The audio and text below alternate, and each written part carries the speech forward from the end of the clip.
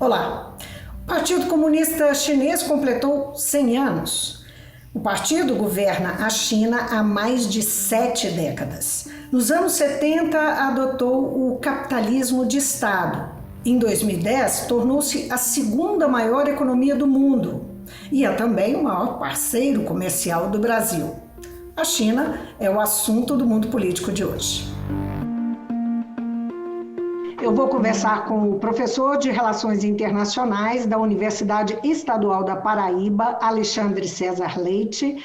Ele que é coordenador do Grupo de Estudos e Pesquisa em Ásia-Pacífico da Universidade e é um dos principais pesquisadores brasileiros em China, sobre China.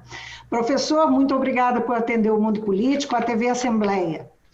Eu que agradeço pelo convite, fico muito satisfeito pela chamada. Alexandre, na década de 70, a China apostou no chamado socialismo de mercado, o capitalismo de Estado, não é? Dão muitos nomes. O que levou a essa decisão do partido que governava a China desde a Revolução de 49 com Mao Tse-tung, não é? Foi bem posterior. Que história precede essa decisão da década de 70, que muda o rumo da China, não é? Eu colocaria da seguinte maneira, né? A gente tem um final de 1800, né, no território chinês que é muito conturbado, né, com as invasões e as guerras. No posterior a esse período das invasões e das guerras, a gente tem a tentativa do Mao Tse-tung de apresentar a revolução, né, de trazer a revolução para a população, propondo uma nova estrutura de Estado, né, uma nova forma de governo. Entre erros e acertos, eu acho que a gente não vai ter tempo para poder passar por todos esses pequenos momentos do caso, né? Mas eu posso dizer que a gente, hoje na literatura, na academia, a gente ressalta muito os erros, né, de Mao Tse-tung, que levou a população a situações de carecha, né, a fomes severas durante um bom tempo. A reforma cultural, né, não foi bem sucedida, né, a tentativa de reformar o sistema educacional chinês não foi muito bem sucedida, o que acabou gerando um descontentamento por parte de um outro grupamento político, inclusive também da sociedade chinesa, levando àquela modificação que a gente vai ter posterior, quando a gente chega no final da década de 70, né, 78, 79, com a entrada de um estadista muito bem assessorado, muito bem equipado, inclusive na compreensão do que é a proposta chinesa, o que seria, né, a Constituição do Estado chinês, que é Deng Xiaoping. Então, Deng Xiaoping entra como uma proposta de um planejamento estatal muito sério, né, muito cuidadoso, entendendo e compreendendo cada um dos desafios que deveriam ser enfrentados pela China. E eu normalmente ressalto esse elemento, que pouca gente cuida disso, mas é que sem pressa, né? Então eles vão estabelecendo um conjunto de metas e objetivos de curto, médio e longo prazo. É um sistema de planejamento muito avançado, né, com muito cuidado e muito diálogo entre o aparato estatal para poder realizar esse planejamento, para poder revisar de tempo em tempo. É o país que mais tem planos quinquenais numa sequência, né, estruturados, revistos, verificando os resultados, vendo quais são as novas possibilidades.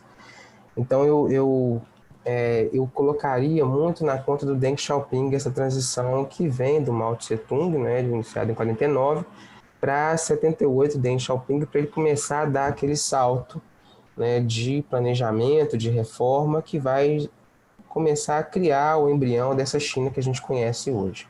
Então, eu colocaria um pouco na conta do Deng Xiaoping esse processo de mudança.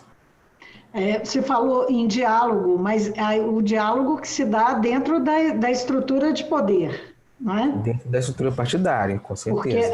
Porque, de fato, é um regime autoritário, não é? Que esse planejamento não conta exatamente com uma discussão na sociedade, ou conta? Então, sabe que é um problema para compreender e para poder explicar isso, né?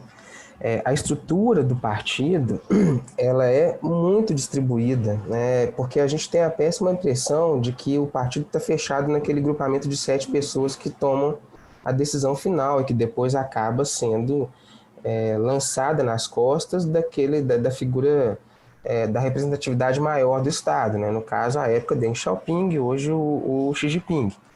Mas a estrutura do partido, ela é distribuída de uma forma que ela chega nos pontos mais distantes, né, da capital política do país.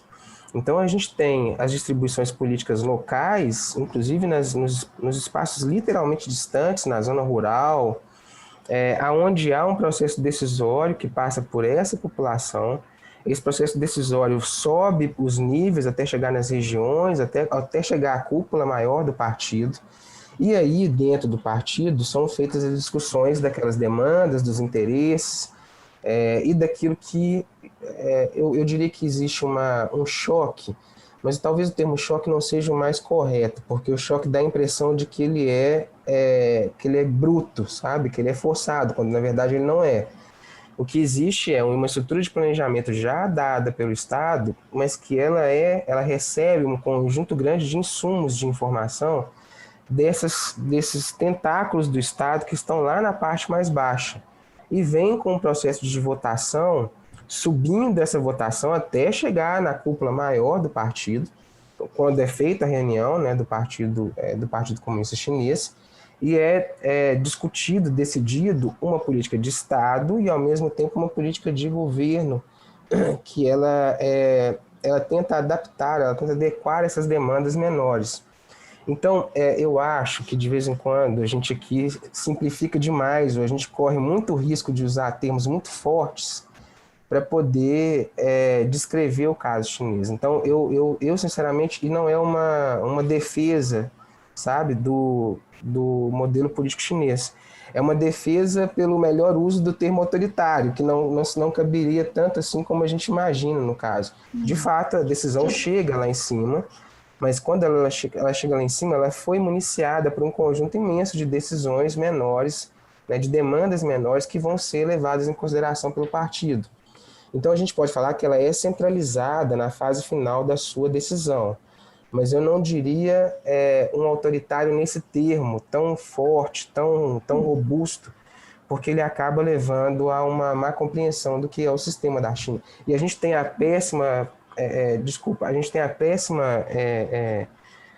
impressão de que a decisão é tomada simplesmente de cima para baixo, né? Mas a gente tem que levar em consideração que existe uma troca de informações que vem tanto de baixo, né, e a parte do planejamento estatal que vem de cima. Mas é porque, na verdade, ficou no imaginário, né, mundial aquelas cenas da Praça Celestial, daquele enfrentamento com a força, né, e os jovens e tal. Isso é uma coisa que não se pode negar, não é? Que a China não tem como negar o mundo. Não é? Não tem. Mas sabe que eles não negam, né? Inclusive, eles tentam. Eu tive a oportunidade de conversar com alguns pesquisadores na própria China, e eles reconhecem o peso daquele evento da Praça Celestial.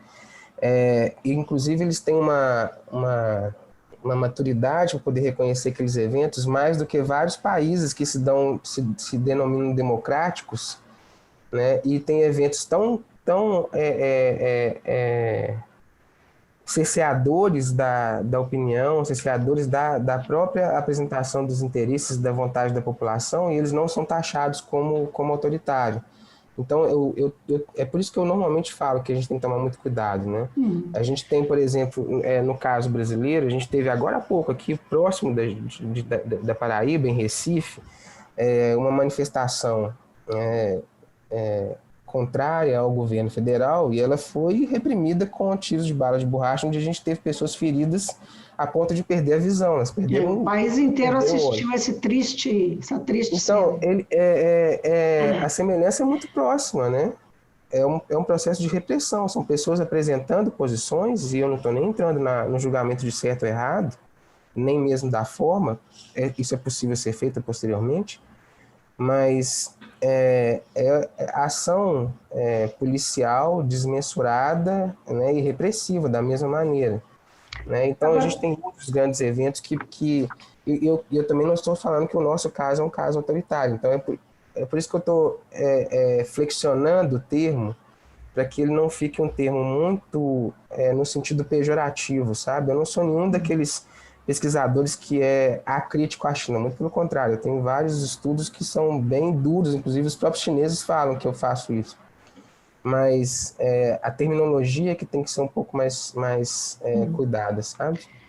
Professor, avançando no aspecto do que tornou a China hoje e como é que isso, falando ainda um pouco da questão interna, o capitalismo de Estado carrega essa contradição entre os ideais, não é? Do Partido Comunista, não é?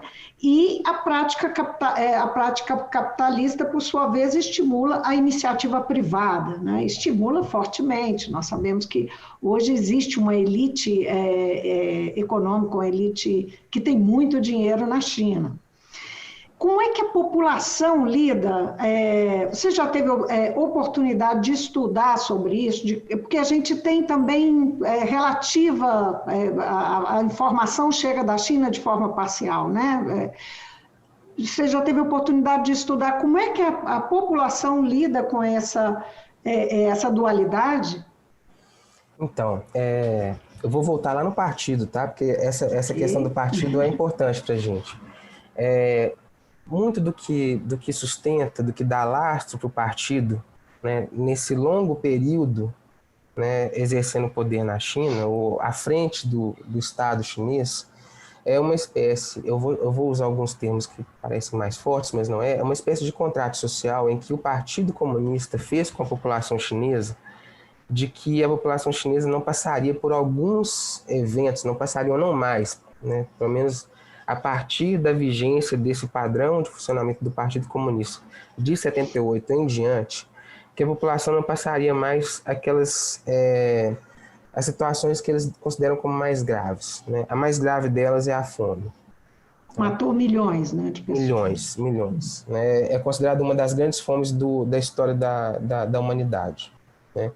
Além da fome, num nível semelhante, mas um pouco abaixo, eu estou falando de pouco, mas porque eu sou brasileiro, que se perguntar para um chinês eles vão colocar no mesmo patamar, são as invasões, principalmente as invasões de vizinhos, né? E aí talvez o Japão seja o país que traz mais mágoa, né, para o chinês por conta dessas invasões, elas foram realmente muito duras.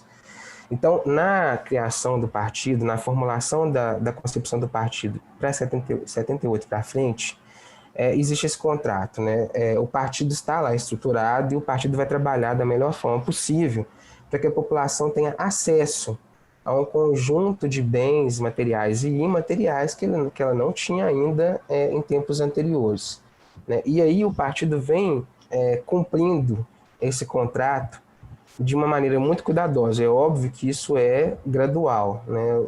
A paciência é um termo muito utilizado pelos chineses, né? É gradual, é com paciência, é com planejamento, é com organização.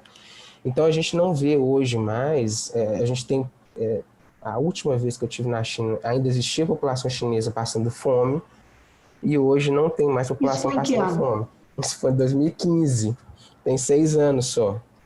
E ela já era a segunda maior economia do mundo. Já era, e ainda tinha população, principalmente em áreas rurais, passando fome.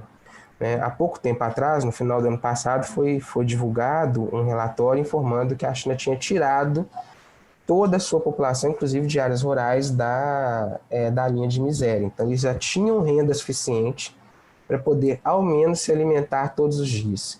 E aí tá, mas, bom, a China começa a crescer, a gente tem uma geração imensa de novos empresários, o capital privado, ele cresce, inclusive esse é um dos mecanismos que o Estado utiliza para poder fazer com que haja crescimento distribuído para a população. Então a gente tem, de fato, um conjunto imenso de grandes empresas, né? A gente tem um conjunto imenso de grandes empresários globais, que são chineses, muito capital chinês em outros países dos mais diversos, né, remunerando valorizando, fazendo retorno de capital significativo para a China. Então, a China ganhou em estrutura de capital algo que a gente não via há muito tempo. E eu não me recordo de ver tamanho e volume de capital estruturado e organizado dentro de um país a ponto de fazer com que esse país tenha condições de mudar a ordem, tá? Se eventualmente a gente supor que existe alguma ordem. Mas, né, então, e aí nesse cenário, o que eu tenho observado hoje, primeiro, o Estado chinês ele é muito cuidadoso na sua atuação. Então, da mesma forma como ele promove, ele regula, ele estabelece critérios, ele faz determinação de ação, ele faz um sistema de planejamento muito ousado, e eu volto a mencionar isso. Eu acho que o planejamento é uma das palavras-chave para a gente poder falar sobre o que a China é hoje, o que ela virá a ser daqui a 5, 10, 15 anos. Uma questão aí nesse ponto. A regulação dessa desigualdade inevitável que esse contrato gerou? Então, Vivian, eu diria para você que esse hoje deve ser o principal desafio. Eu imagino isso na mesa do Xi Jinping, ele conversando com as pessoas em uma reunião, tirando as questões internacionais, né, as grandes questões internacionais de segurança, né, preocupação de a nova agenda climática, energia, a rivalidade com os Estados Unidos. Em termos internos de política doméstica, essa é a grande questão que vai desafiar os governantes chineses nos próximos 10, 20 anos. O que está acontecendo na China? Depois desse período da década de 90 do século passado para cá, com esse crescimento muito alto e, ao mesmo tempo, um acesso que foi dado à população, a gente começou a ver essa classe empresarial crescendo. E essa classe empresarial que cresce muito na China, ela tem passado por atritos com o Estado chinês, muito pela posição de fiscal e de regulador do Estado chinês, né? Há pouco tempo atrás a gente estava vendo uma disputa seríssima entre o Estado, né, na figura do Xi Jinping, e o Jack Ma, né, da Alibaba, né, e discutindo regulação de capital, né, o quanto de capital poderia sair da China, o quanto ele podia multiplicar de capital na forma financeira. Tem uma disputa muito grande quanto a isso. Mas o que o Estado chinês tem observado hoje é que tem aumentado a desigualdade de renda na população. E até aí nada nenhuma novidade, porque isso aconteceu com todos os grandes países que tiveram saltos gigantescos. Então a gente não está falando de um caso à parte, a gente está falando de algo que é esperado. Porém, é uma desigualdade que está começando a se acentuar e crescer numa velocidade muito rápida. Então a gente está começando a ver população, uma classe média com acesso, mas ela está começando a conviver com uma classe média alta e com uma nova classe de empresários empoderados, com muito capital, que está começando a destoar daquilo que era o planejamento do Estado chinês. Então eu imagino, a gente pode depois até voltar a falar sobre esse assunto, que esse é o principal desafio que o Estado chinês vai enfrentar nos próximos anos. É a tendência a crescimento, à desigualdade, né? Concentração de renda por um lado e desigualdade de renda populacional no segundo momento. Eu tenho tantas questões, assim, eu sei que essa é uma questão e que os atritos enfim, com a elite talvez seja o maior problema, né? Um questionamento ao regime, né? Mas são tantas questões sobre a atuação da China no mundo, né? Como é que a gente vê a China e como é que a China nos vê. Vamos começar pensando na possibilidade da China se tornar hegemônica. Qual é do que ela depende para isso? E isso é um projeto chinês? Se a gente for pegar os documentos do Estado chinês, a gente não vai encontrar em nenhum momento, eles são muito cuidadosos, de novo, né, falando que eles são cuidadosos, em nenhum lugar eles escrevem que existe um projeto de hegemonia, sabe? Não tem nenhum lugar falando que eles têm um projeto de transição hegemônica, de ser o substituto de quem hoje é a hegemonia. Então esse é o primeiro detalhe.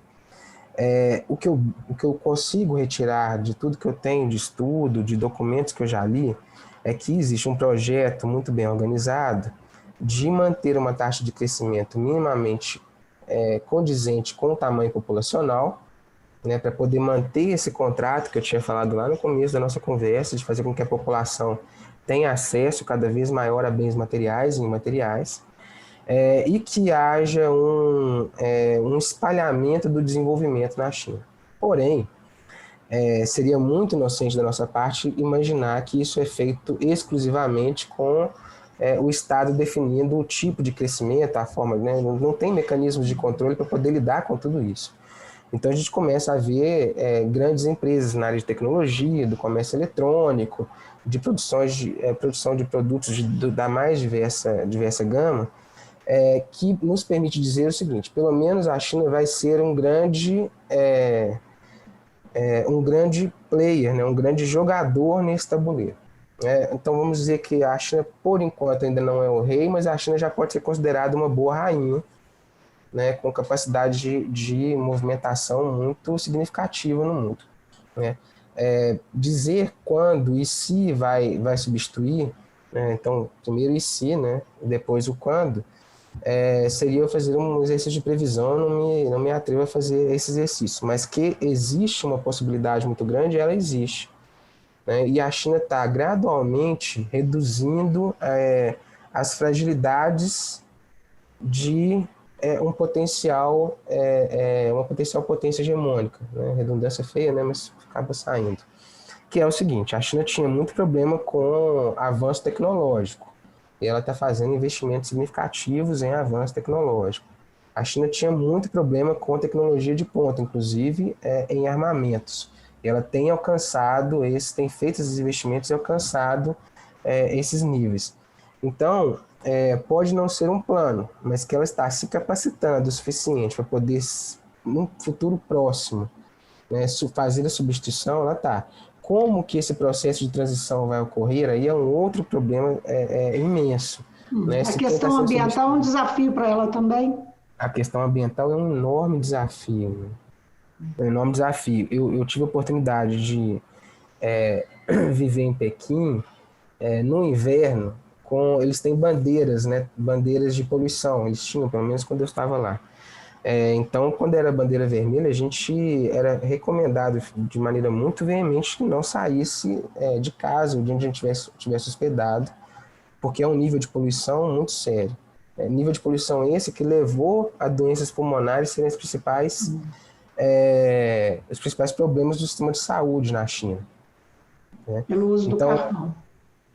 Que é a dependência do carvão. E eles estão gradualmente conseguindo reduzir a dependência. Eu não vi ainda nada, ou nenhum indicador mostrando que eles estão substituindo por inteiro, mas que eles estão reduzindo a dependência, eles estão. E tem um elemento mais interessante ainda sobre essa questão ambiental. Se a gente for reparar, nos últimos 10 anos, a China tem proposto de uma maneira muito, muito firme, né, uma nova agenda ambiental global. Ela assume a sua posição de poluidora, né? Ela fala que a sua base energética é suja, e ela, além desses investimentos todos que ela faz domesticamente, ela está propondo, ela está sustentando uma agenda ambiental global. É fácil lembrar, né? No governo Trump ficou até um pouco, palavrinhas termos do momento, né? Polarizado, né? O discurso do Trump nem, né, saindo dos grandes acordos globais, não participando dos fóruns, e os chineses atuando de forma muito, muito firme, né, muito, muito direta nesses grandes fóruns. Agora, com a entrada com o tempo do Joe Biden, que deu uma pequena equilibrada nesse processo.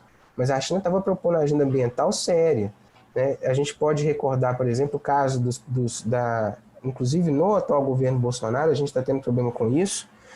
A China chegou a indicar para suas empresas para que não comprasse produtos agrícolas, soja, como é o caso do Brasil, de bases de invasão de terra, de base de queimada, né? E, então, assim, efeitos de uma agenda positiva no que diz respeito à questão climática global, que vem alinhado com os países europeus, inclusive. Né? Sim, mais alinhado.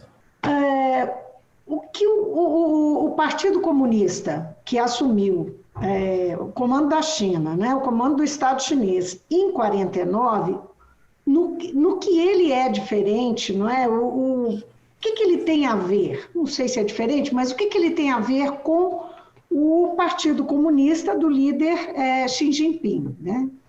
Ah, não. Aí já é uma estrutura muito diferente. O que existia em 49 era uma vontade derivada de uma revolução socialista, de fato, né? De fazer uma modificação na estrutura estatal da China.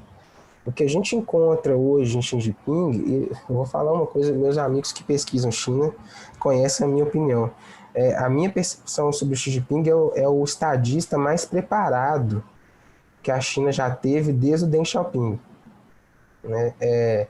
E o tipo de preparo... Concentra muito poder, né? Eu já li sobre isso, que ele concentra mais do que o antecessor dele. Ele concentra mais do que o Hu Jintao. O Hu Jintao foi uma transição que a gente usa um termo na literatura de relações internacionais de low profile, né? Ele já era no formato desses novos oficiais estadistas chineses, mas ele era menos assertivo, né, e menos direcionado com as metas do partido do que o Xi Jinping.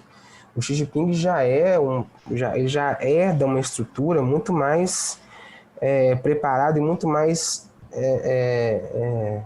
conformada com essa ideia desse planejamento revisionista de longo, médio e curto prazo, né? Então, o aparato estatal, a própria relação com o setor privado, né, com esses grandes empresários, ela vem evoluindo ao longo do tempo. Então isso não é exclusivo do Xi Jinping, mas o tipo de relação estabelecida, né, do Xi Jinping com esses empresários, né, colocando acima o Estado.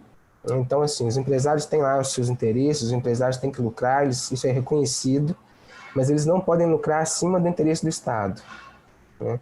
Então, isso está muito claro na estrutura governamental e isso está muito claro naqueles que operam o planejamento desse Estado.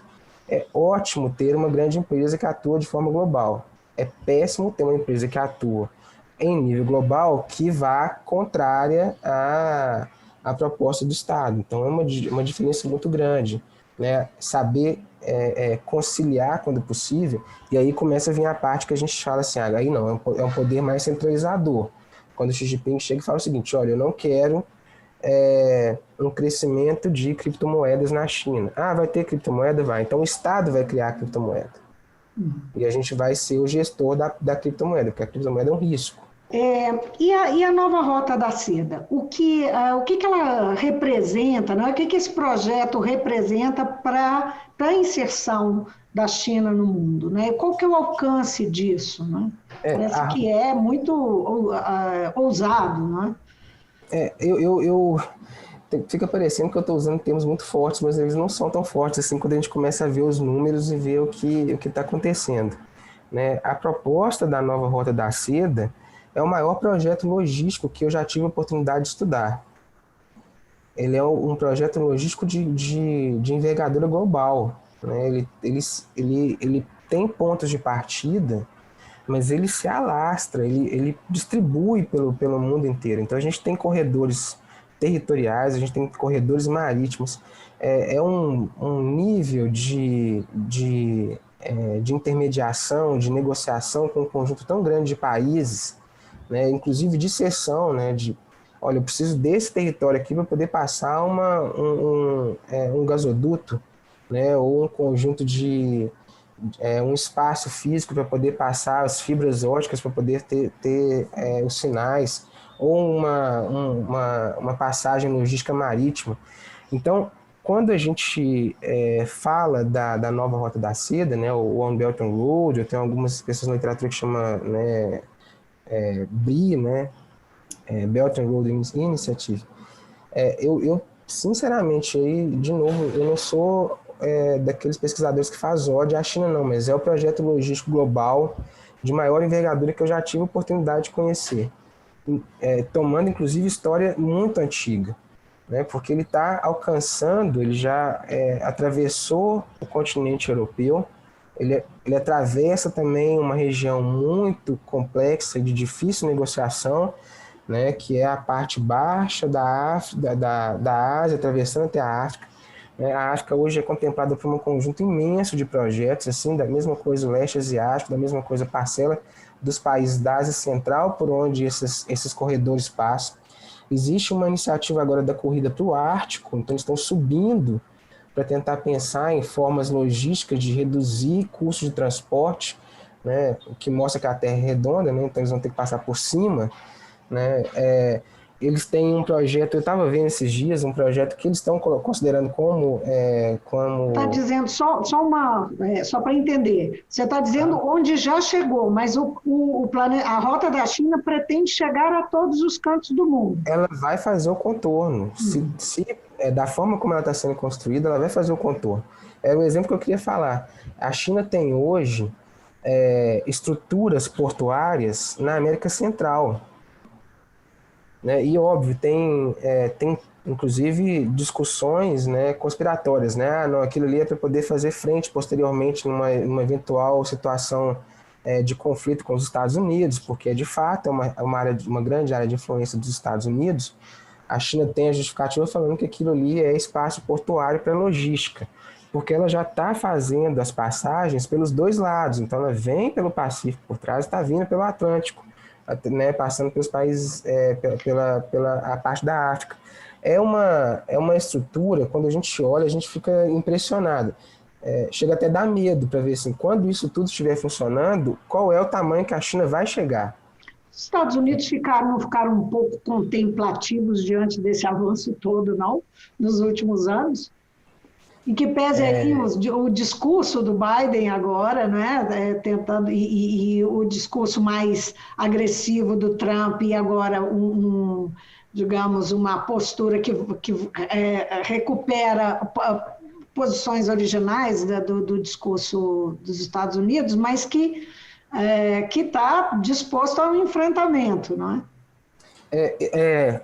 Eu tenho muita dificuldade de imaginar, no futuro próximo, a existência de qualquer tipo de enfrentamento, de fato, entre China e Estados Unidos. É um enfrentamento que tem proporções globais. Eu não imagino que isso vai acontecer, porque o custo disso é perder exatamente tudo que está sendo tentado ao longo desses décadas e décadas de construção. Mas no nível diplomático isso se dá. No nível diplomático isso ocorre, né? E é normal que ocorra. É normal que isso ocorra. É uma forma de exposição, é uma forma de colocação daquilo que gera risco ou que gera descontentamento. Até aí é normal, é aceitável, né? O que eu tenho reparado, eu não sou especialista nos Estados Unidos, mas eu tenho algumas leituras, é que os Estados Unidos, como tem algumas frentes, principalmente depois do 11 de setembro, né, a frente terrorismo, né, a frente Oriente Médio, ela desvirtuou um pouco a política norte-americana, inclusive do descuido da questão doméstica. Os Estados Unidos decaiu muito, né? Ainda é a potência econômica? Com certeza é. Né? Divide mais espaço, né? Mas ainda é uma grande potência. Mas o descuido econômico, aquele descuido que fez com que o Donald Trump fosse eleito, né, com aquele discurso fomentando o doméstico, muito nacionalista, né, pensando em algumas elites domésticas, assim como, né, pós 11 de setembro, toda aquela continuidade da guerra ao terror, fez com que a Ásia, não a China como um todo, mas a Ásia, fosse, em determinado momento, largada, né? O Oriente Médio voltou a ser o grande foco, né? E isso oscila, né? Então, repara que tá descuidando muito da Ásia, volta a ter alguma atenção, mas vê que o Oriente Médio demanda mais atenção e vai fazendo esse balanceamento entre as demandas internacionais.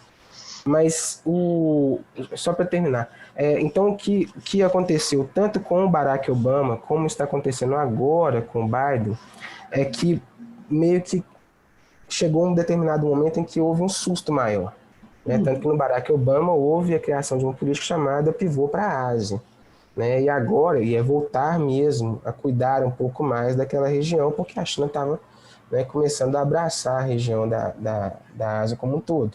E agora, com o Biden, é a mesma coisa, né? Mas a gente ainda precisa um pouquinho mais do governo Biden para poder ver como que isso vai se desenrolar. Muita coisa ainda está no nível da retórica, né? E a América Latina? E o Brasil? E essa relação da China conosco? Pois é, aí entra na parte que deixa a gente um pouquinho mais triste, né? Pois é. Que Porque, consequências? Vamos falar da América Latina, mas eu queria também que você comentasse as consequências e possíveis sequelas dessa recente política que o governo Bolsonaro adotou, mais agressiva em relação à China, com discursos, não é, do próprio presidente, do filho dele, do ex-chanceler Ernesto Araújo e tal, que sequelas pode ter deixado e que política a China empreende para a nossa região e para o Brasil. sim. Bom, tem algumas questões que são mais fáceis, né? Em termos comerciais, hoje, a China é o principal parceiro comercial da América Latina como um todo, né? Principalmente a América do Sul. Né? Quando eu falo América Latina, eu estou inserindo uma parte do Caribe, né? A América Central e o México, que ainda tem ali uma relação mais íntima, mais próxima com os Estados Unidos. Mas se a gente for olhar no conjunto, pensar assim, em termos de média, os países da América Latina já são eles todos comercialmente dependentes da China. Né? O comércio regional ele enfraqueceu muito, ele perdeu muito impulso, né? Desde o final dos 90 do século passado até meados, né? A primeira década do século XXI. E aí a China gradualmente, eu não sei dizer nem se foi uma política de tomar espaço, mas ela foi ocupando esses espaços, de fato, como grande parceiro comercial. Do que esses países produzem, há um tempo atrás eu fiz um estudo sobre isso, a América Latina como um todo, a gente é um grande produtor de matérias-primas, né, de grandes insumos, que são insumos importantíssimos, né, mas são insumos. Né? Então a gente tem grosso modo falando, a gente minério, a gente é agricultura e a gente é extração de óleo. E as derivações que isso vem. Né? Então a gente tem óleo um pouco mais leve, um pouco mais pesado, um tipo de minério num país, um tipo de minério em outro país, alguns recursos naturais de outros, né, como água potável. Então a gente tem, mas no grosso a América Latina é um grande espaço de insumos. E hoje, né, o buraco negro que absorve esses insumos, na sua grande maioria, é a China. Então, comercialmente, esses países já têm uma dependência com a China. E eu estou usando o termo dependência difícil, inclusive, de ser revertido pelos Estados Unidos, né? Então, ao mesmo tempo que é difícil ser substituído pelos Estados Unidos, teria que ser substituído pelos Estados Unidos e mais algum outro mercado significativo. Né? Então, o mercado dentro desses próprios países deveria voltar para eles, né? Assim, a intercambiar entre eles mesmos, ou o mercado europeu voltar a consumir de forma significativa como já consumiu desses países. E ainda assim, vamos reservar o problema que somos ainda vendedores de matéria-prima, né? Insumos produtivos. Agora, a língua é um desafio, a língua e a cultura chinesa são desafios para o avanço. O que a gente percebe da relação com a China hoje é que a diplomacia tem sido muito importante, não é? A China tem lançado muito mão da diplomacia. E como é que ficam essas questões? Não é? Diferenças culturais grandes, e aí nós estamos falando de Ocidente, né? Nós estamos falando do Ocidente, onde ela tem grandes interesses comerciais em todo o Ocidente. Que importância tem? Eu colocaria o seguinte: o idioma é um obstáculo muito grande. Mas agora eu vou fazer a segunda parte da fala, que deixa a gente um pouco mais... O idioma é uma parte, é um complicador enorme para quem depende da China. Porque o que eu tenho reparado é que eles estão se preparando muito para esse tipo de situação. Né? Então eu vejo, principalmente na academia, e é onde eu tenho mais condição de falar, eu vejo espaços acadêmicos, departamentos, né, o que a gente chama aqui no Ocidente de college, de pessoas falando português e falando espanhol. É um esforço muito grande para poder aumentar o número de pessoas falando inglês. E aí eu vou dar um novo exemplo, um exemplo pessoal.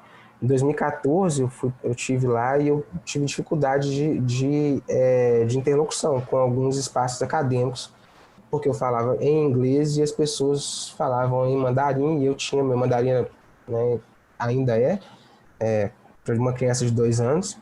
Então, porque é um idioma difícil de ser aprendido, né? Ele não é fácil, né? A utilização de sílabas tônicas é muito distinta. Então, era uma dificuldade. Agora, eu tenho reparado, então, o embaixador que está aqui no Brasil, ele fala um português muito bem falado, né? E tem o inglês com uma certa fluência. Eu reparei que o inglês aumentou muito, então eu converso com meus amigos na academia chinesa em inglês. Eles já falam comigo em inglês. Se fosse a mesma coisa dentro do Brasil, eu tenho certeza que eu provavelmente não conseguiria fazer da mesma forma, né?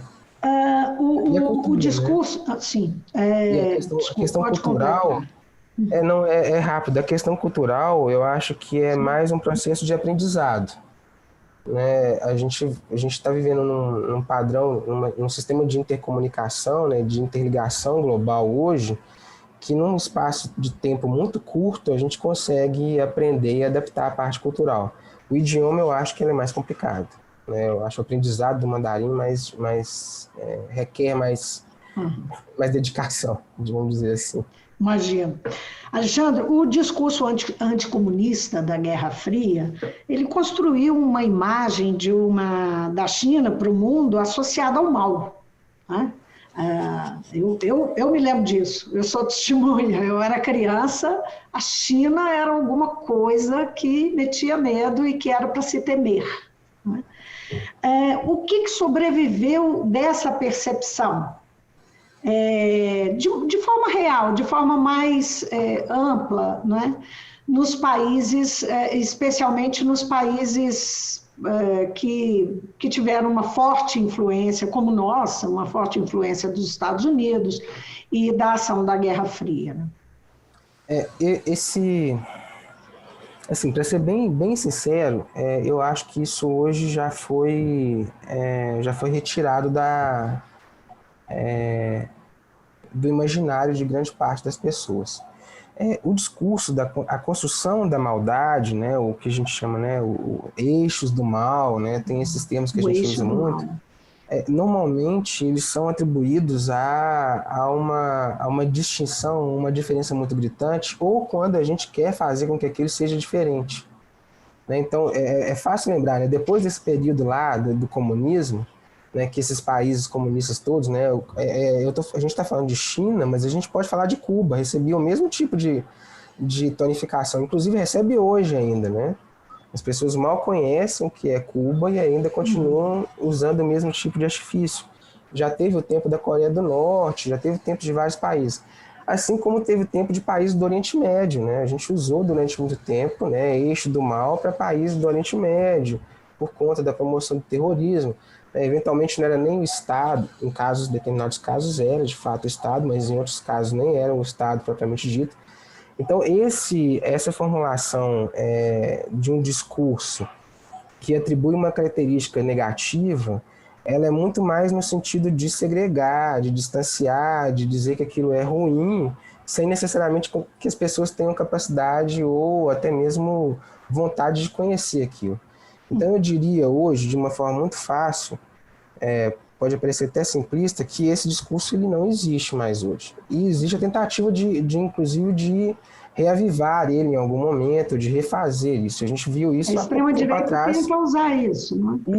Isto. A gente viu isso no governo do Trump e uma reprodução de uma forma muito, muito triste por parte do Brasil, né? O Trump falando do vírus chinês, que aqui na forma do Brasil também foi reproduzido dessa forma, né? A própria criação de um preconceito, de uma restrição à vacina, né, feita, né, de origem, principalmente de origem chinesa, que o presidente Bolsonaro chamava de vacina, que aquilo é de um desconhecimento imenso, né? Porque os insumos todos são produzidos em países asiáticos, com bases culturais totalmente distintas, né? Quando não era na Índia, era na China.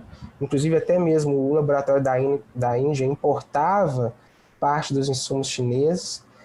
E aí, então esse discurso, de tempo em tempo, eles tentam reavivar de outras formas, com outras colocações. Nós Mas o passamos por pejorativo, isso e, na verdade, você não me respondeu assim, eu não consegui entender direito do como que, o que se pode esperar de reação a esse comportamento, né? então, de reação no caso Reação do governo brasileiro, chinês.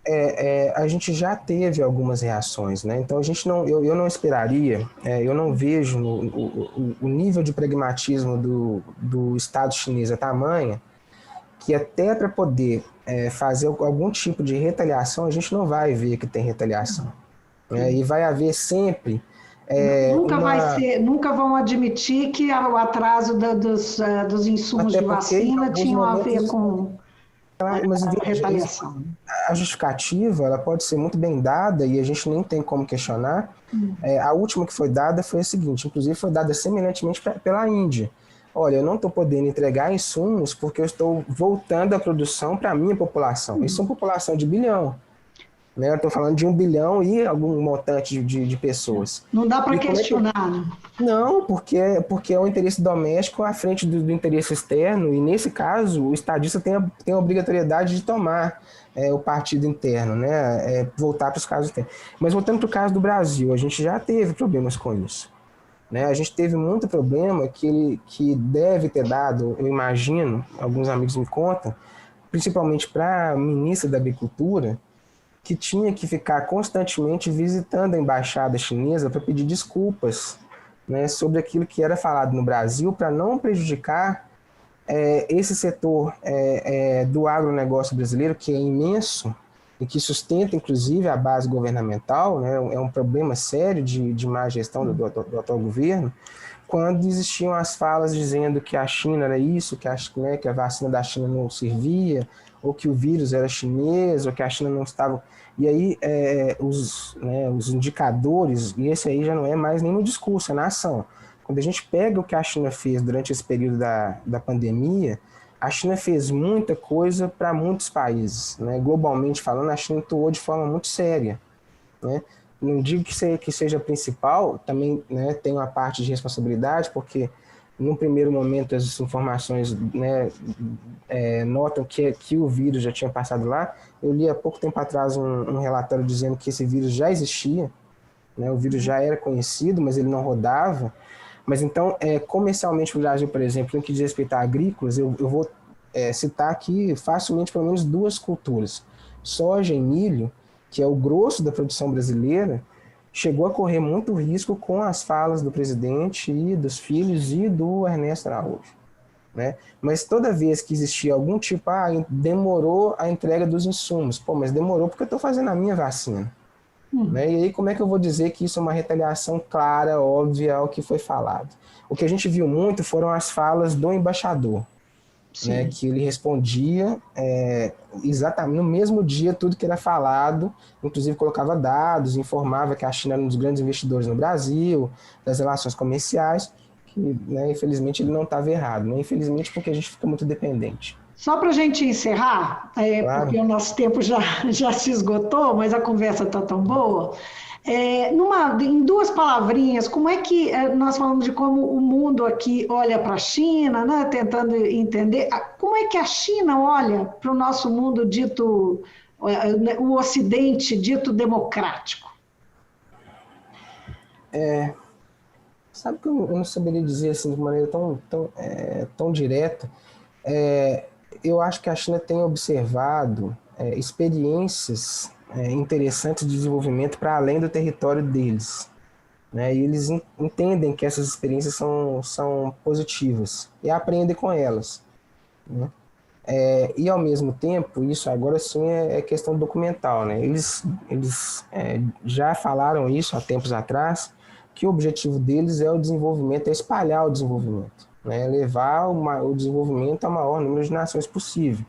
Né? Existiam os termos de desenvolvimento harmonioso, da ascensão pacífica, que era uma ideia de fazer parte do desenvolvimento global, não segregando, mas integrando aqueles países. E aí leva também a discussão da nova Rota da Seda, que é um processo de desenvolvimento logístico global também. Né? Tá tudo Só para fazer um link aí, esse desenvolvimento que está aí documentado que ela propõe é vital, esse desenvolvimento internacional é vital para ela internamente também. Claro, claro. É vital, porque não adianta... e isso já ficou compreendido. Ela não vai crescer só nela, fechado, né? Apesar do mercado ser gigantesco. Mas pelo tamanho da produção, pelo volume de capital que está sendo gerado ali, eles precisam de espaços no mundo para poder colocar aquilo, para poder gerar, valorizar e retornar, ou até mesmo reproduzir, né? E serem reinvestidos nos devidos locais. Mas sim, precisa do mundo. Alexandre, foi um prazer conversar com você. Muito Eu que agradeço. interessante. Acho que quem assistir vai curtir. Eu agradeço. 50 minutos de conversa que valeu a pena. Eu vou pedir muitas desculpas porque eu falo muito, mas isso é cacoete de professor, a gente tem costume de falar e ir explicando muito. Mas foi um prazer, foi muito obrigado pelo convite, foi uma satisfação a conversa, foi muito boa. Eu conversei com o professor de Relações Internacionais da Universidade Estadual da Paraíba, Alexandre César Cunha Leite. Ele é coordenador do Grupo de Estudos e Pesquisas em Ásia-Pacífico da Universidade e é um dos principais pesquisadores brasileiros sobre China. E a nossa conversa aqui foi ali no gancho dos 100 anos do Partido Comunista Chinês, que governa a China há 72 anos. Então a gente fica por aqui, até a próxima.